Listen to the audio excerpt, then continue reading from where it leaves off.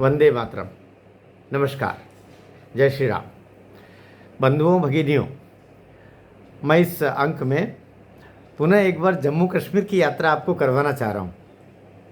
एक राजनीतिक दल सब अपने तरीके से योजनाएं बनाते हैं, उन पर आगे बढ़ते हैं, कोई वैचारिक धरातल चुनते हैं।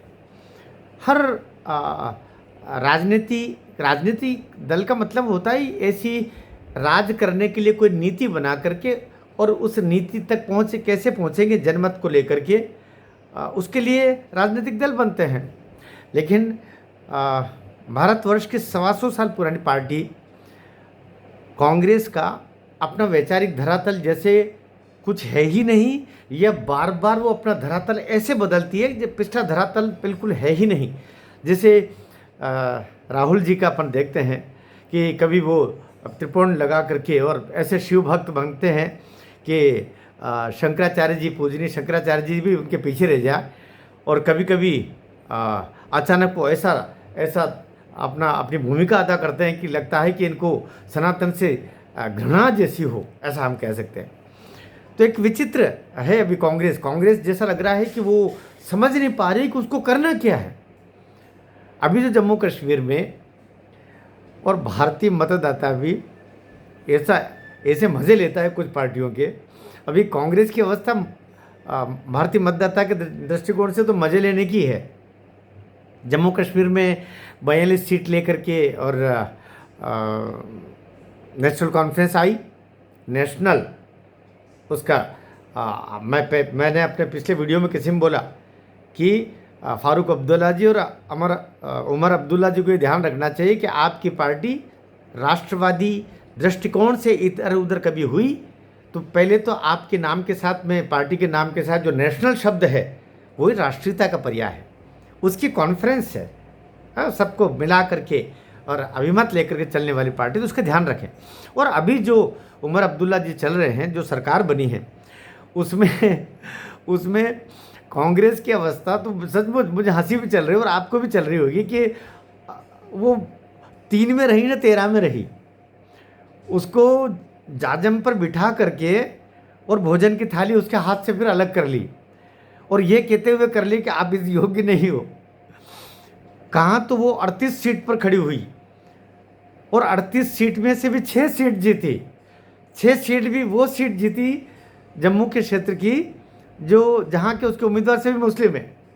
एक हिंदू नेता वो जिता नहीं पाई। नहीं तो एक समय में आज़ादी के बाद से ही, जब से जम्मू कश्मीर का सब गठन हुआ और सब कुछ चुनाव हो रहे थे, तो ये कम से कम हिंदुओं की पार्टी कही जाती थी। लेकिन आज कांग्रेस के लिए हिंदू इस तरह दुबक करके और दूर चला गया, या के सीना ठोक के चला गया कि हम कांग्रेस को अपना वोट नहीं देंगे। जब उसने नेशनल कॉन्फ्रेंस के साथ में 370 पुनः लाने की बात के साथ अपनी सहमति दे दी, 35 को पुनः लाने की सहमति दी, तो पूरे राष्ट्र का जो मतदाता है, सनातनी और राष्ट्रभक्त मतदाता, जो 370 को हटाने के बाद 35 को हटाने के बाद में खुशियां मना रहा था, एक तरीके से उसका उन्होंने अपमान किया कांग्रेस ने। भाई नेशनल कॉन्फ्रेंस तो शुरू से बोल रही थी और उसने अपना रूप भी बदल लिया वापस। जैसे ही चुनाव में 42 सीट लेके आए, उसने कहा देखिए क्या 370 तो अब कैसे हटेगी वो, क्योंकि वो तो केंद्र का विषय है। लेकिन उस समय जब मतदान का जो दौर था, उस समय तो उसको हम हटवाएंगे, 35 हटवाएंगे, तो ठीक है भाई। तो ये घाटी के लोगों को, मुस्लिम बंधुओं को ठगने का काम किया। अब तो लगता था कि ठगने के लिए कोई पीछे नहीं रह रहे, और पीडीपी और नेशनल कॉन्फ्रेंस में से किसके ठगावे में ज़्यादा लोग आ जाए तो मान के चलिए वो जो घाटी के जो कट्टरवादी मुस्लिम थे, ऐसा नहीं सभी ने वोट दिए हों, उसमें भी राष्ट्रभक्त होंगे, लेकिन उन्होंने जो वोट दिए वे उसके चारे लगे। और बीजेपी ने तो एक तरीके से सरेंडर ही कर दिया था। उन्होंने तो 62 पर खड़े किए और 38 सीट टोटल छोड़ दी थी उनके भरोसे, और अपने कुछ निर्दलीयों को समर्थन दिया, कुछ को नहीं दिया ना, एक तरीके से। और लोकसभा में भी उसने अपने घाटी से अपने उम्मीदवार खड़े नहीं किए थे। तो अब पार्टी का अपना नज़रिया होगा, हो सकता है वो हितकर हो। राष्ट्र के कई दफ़े राष्ट्र के हित में कुछ निर्णय लेने पड़ते हैं, और भारतीय जनता पार्टी क्योंकि राष्ट्रीय पार्टी, मैं कहता हूं कि अंतर्राष्ट्रीय स्तर पर लोग और दुनिया का लोकतांत्रिक देश कोई होंगे तो भारतीय जनता पार्टी को देखते होंगे। लगभग 20 करोड़ जिसके सदस्य हैं, उस पार्टी को बस संभल करके सब निर्णय लेने होते हैं, तो उसने ऐसा लिया, वो अलग विषय। मैं जो आनंददायक बात जो है, उसको आनंददायक इसलिए कह रहा हूँ कि बड़ा विचित्र लग रहा, जो नेशनल कॉन्फ्रेंस के साथ जाने से कांग्रेस पार्टी 38 में से 6 अपने विधायक जिता के लाई, वो उन 6 को भी नेशनल कॉन्फ्रेंस में उमर अब्दुल्ला सरकार ने अपने साथ में नहीं लिया। अब ये तो रपट पड़े तो हर हर गंगे का, जैसे कहावत है, वैसा बोल रही कि हम सम्मिलित नहीं हुए उसमें। अरे कि सम्मिलित नहीं हुए, तुमको उन्होंने सम्मिलित किया नहीं। और साथ में उमर अब्दुल्ला का वो बयान, उस बयान के बाद में तो कोई भी राहुल जी की जगह और किसी और कोई नेता होता, भले वो छोटी सी पिंदी सी पार्टी का होता, तो भी कह देता। क्योंकि उमर अब्दुल्ला ने कहा कि हम केंद्र सरकार के साथ में कोई कॉन्फ्लिक्ट नहीं चाहते, किसी तरीके का टकराव नहीं चाहते। हम मोदी सरकार के साथ टकराव की नीति पर नहीं चलेंगे, क्योंकि हमें अपने राज्य का भला करना है। हम सहमति के साथ में, एक अच्छा वातावरण के साथ में हम काम करेंगे। और ये सुनकर के राहुल जी पर क्या बीती होगी, जिन्होंने कभी कहा था कि वो मोदी जी के को तो घर से बाहर निकाल करके और लोग डंडे मारेंगे। इतनी बड़ी 125 साल पुरानी पार्टी का प्रमुख ऐसा बोल दे, क्या बोल रहे हो तुम भाई? तुम बोल क्या रहे हो? बालपने की भी हद होती है। बच्चा भी कम से कम बड़ों के से बात करते समय कम से कम ऐसी बात नहीं निकालता जो उन्होंने निकाली। याद रखना, शब्द मुख से निकला हुआ लौट के नहीं आता, तीर तो फिर भी निकल के आ सकते हैं। ऐसी विद्या तो हमारे महाभारत काल में रही कि तीर गया वापस लौट करके आ गया, मंत्र आहूत होकर के, लेकिन शब्द जो निकला है वो लौट के वापस मुख में नहीं जाने वाला। तो इन्होंने तो क्या नहीं बोला, मोदी जी को तू तड़ाक से बोलना उनके लिए सब कुछ किया, लेकिन भारतीय जनमानस चुपचाप देखता है। और जब बड़ों का अपमान करते हैं ना, तो उसका बदला वो मशीन पर बटन दबा के लेता है। और अभी जो कांग्रेस की दुरावस्था है कि उसको कोई अपने साथ गले लगाने को तैयार नहीं। और अभी जो जम्मू कश्मीर में केवल उमर अब्दुल्ला ने ही, तुम्हारा कह सकते यूज एंड थ्रो, उसे यूज़ किया। उसके थोड़े बहुत वोट आप काट सकते थे, जो 42 सीट आई उसकी जगह हो सकता है उसको 40 आती। लेकिन अब उसका ये रहा कि उसने तो कह दिया कि मेरे पास में तो निर्दलियों के बहुत सारे, जो 7-8-9 निर्दलीय है उनका समर्थन भी है। पीडीपी भी उसके लिए जा करके उसको बधाई दे के आ गई। और पीडीपी में तो कह दिया कि नेशनल कॉन्फ्रेंस और हम आए, बात एक ही है, क्योंकि दोनों की विचारधारा एक ही है। लेकिन कांग्रेस कहीं की नहीं रही जिसको बोलते हैं। और ऐसी दुर्गत किसी पार्टी की भगवान दया के पात्र हो गई राष्ट्रीय स्तर पर। और इसका खामियाजा हरियाणा में तो भुगता ही कांग्रेस ने। मैंने पिछले वीडियो में बोला था, हरियाणा के मतदाताओं ने राष्ट्रभक्त, उनके हर परिवार से कोई सैनिक होता है, उनके सैनिकों का अपमान किया, उनके परिवारों का अपमान किया, उनको अग्निवीर के नाम से उनको बरगलाने की कोशिश की, किसानों को बरगलाने की कोशिश की। लेकिन उस बरगलाने का असर कांग्रेस पर ही पड़ा। और बहुत दुर्गति से वो 10 साल के बाद अब वो और पिछड़ गई। और ये असर अब महाराष्ट्र में पड़ेगा। अब महाराष्ट्र में भी केवल लोगों को भड़काना, जाते जाते जाते जाते चिल्लाना अब धीरे धीरे करके कम होता जा रहा, क्योंकि अब जितना तुम चिल्लाओगे उतना ही नुकसान तुम्हारा होगा।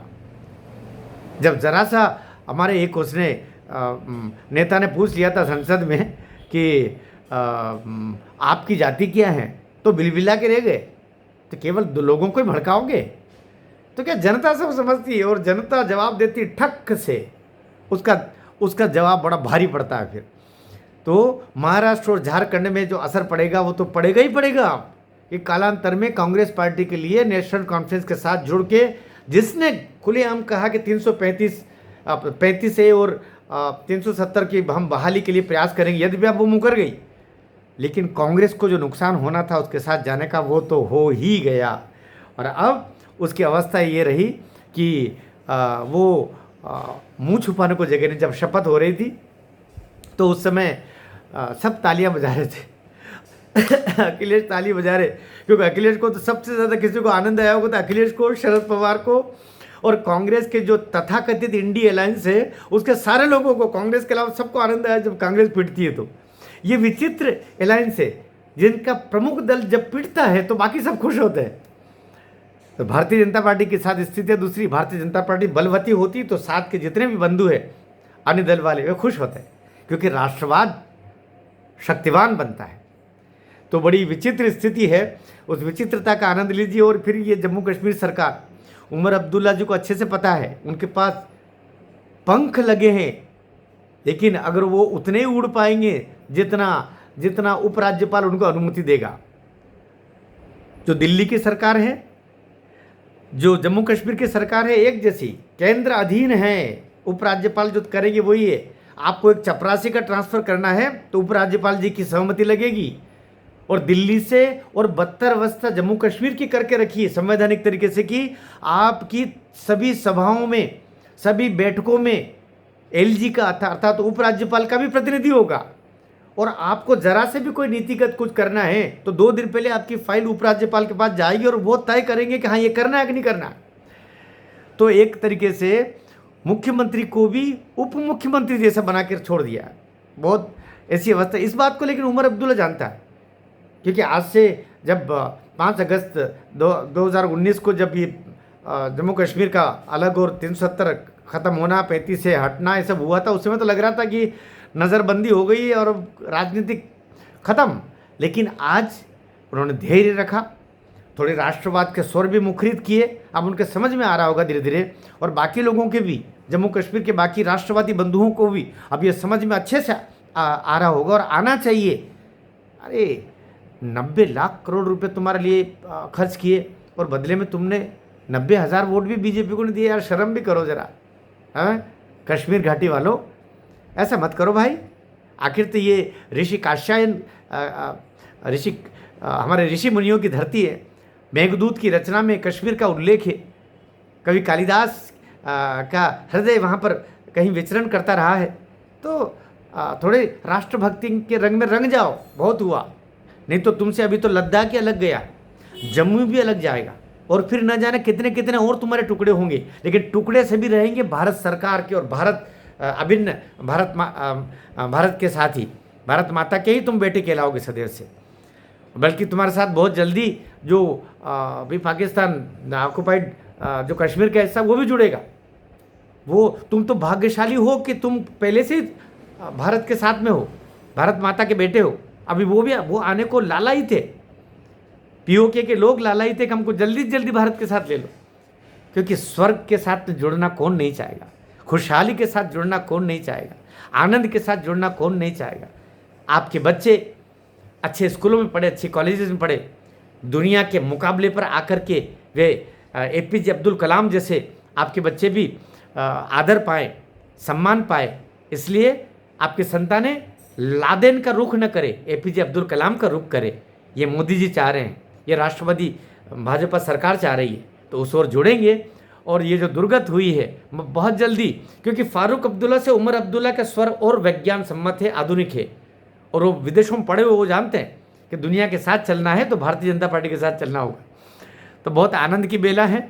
अभी आप देखिए और कितने आनंद के क्षण हमें देखने को मिलेंगे। भारतीय राजनीति और भारतीय मतदाता दोनों ऐसे परिपक्व हो गए हैं कि दुनिया उन पर वारी वारी जा रही है। और शाम को हम एक वीडियो और डालेंगे जिसमें झारखंड का पूरा एनालिसिस होगा। भारत माता की जय।